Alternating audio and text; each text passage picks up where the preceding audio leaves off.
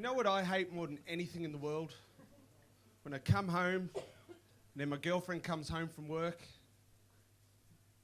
I just fucking hate it.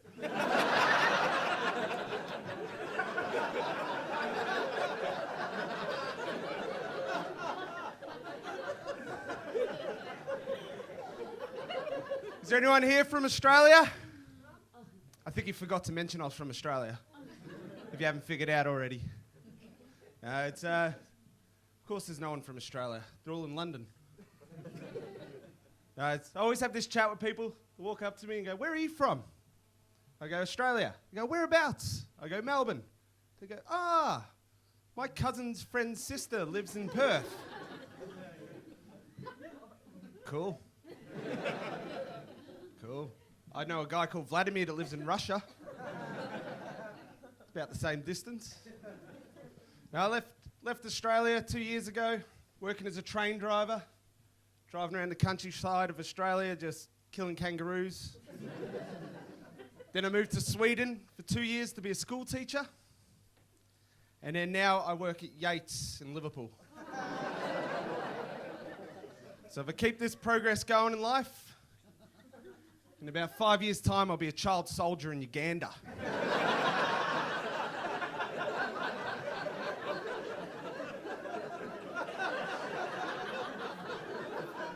It's me, Coney, and the boys on the marching powder. It was great, though. I loved school teaching in Sweden. I wasn't qualified. Just blagged my way through it the whole way. I was working as a PE teacher. Imagine me turning up on my first day, looking like Hodor from Game of Thrones. Teaching Swedish kids how to be healthy. Mental. Kids were great though. Kids were good. They were a bit like, I don't know, I was a bit not knowing what to do. So the kids would come up and they'd be like, getting a bit frustrated in class. And I'd be like, "What's wrong?" It's like, "Oh, Mr. Wild, you don't know what it's like being a teenager." You fucking what? I said, "You got it good. Teenagers now can bring their mobile phones to bed.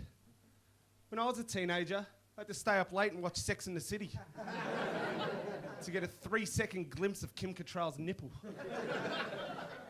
You don't know what it's like being a teenager. It was tough for me though. I had to tell kids off.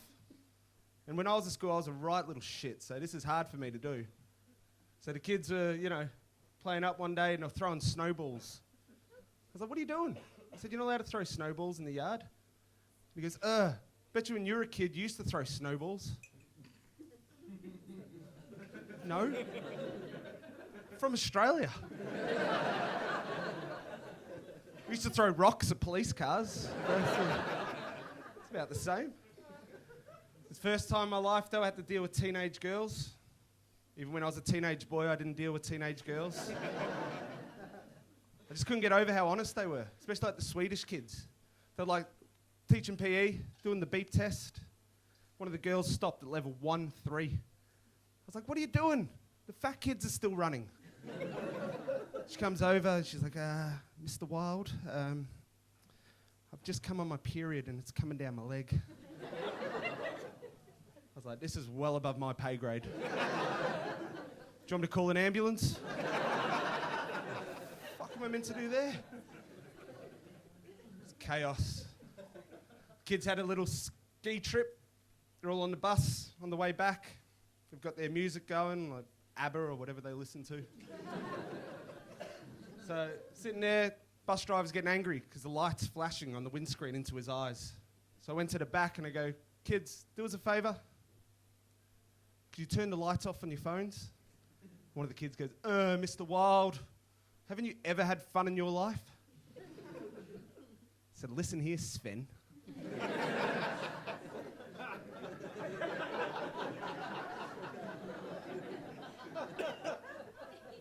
If you think Snapchatting your friends on your shitty little phones is fun, how about you come back to me when you've been to Amsterdam and snorted a coke off a hooker's asshole?"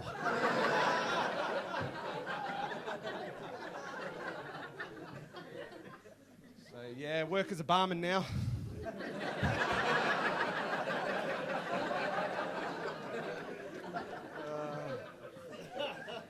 great. Love Liverpool though. I'm very excited because in March I get to go on my first lads trip to Benidorm. Anyone been?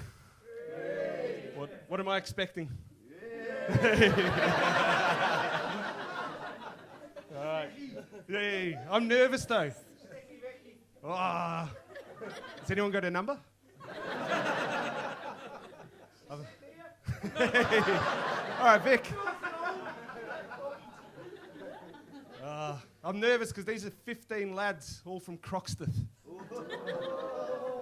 And I'm only nervous because last year they went and there was this 19-year-old that joined them on the trip. And then they all rocked up to the airport and then they go to this kid, they go, hey, we're all bringing some cocaine with us.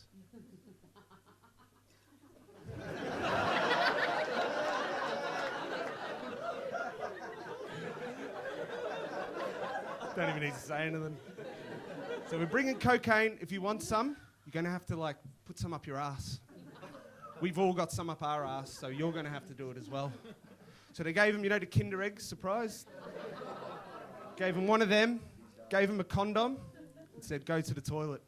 So this poor kid comes back looking like he's just done 10 years of Walter Nick. Sharing a room with Purple Aki.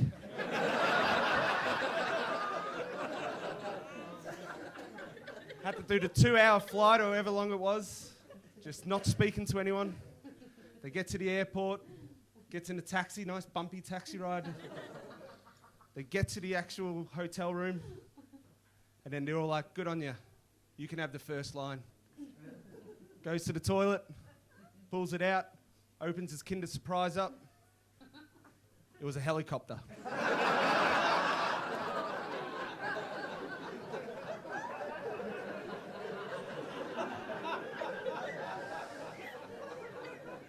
So Sticky Vicky's the least of my problems. All right, guys, that's all I got time for. Thank you very much. I'm damn wild. You guys have been awesome.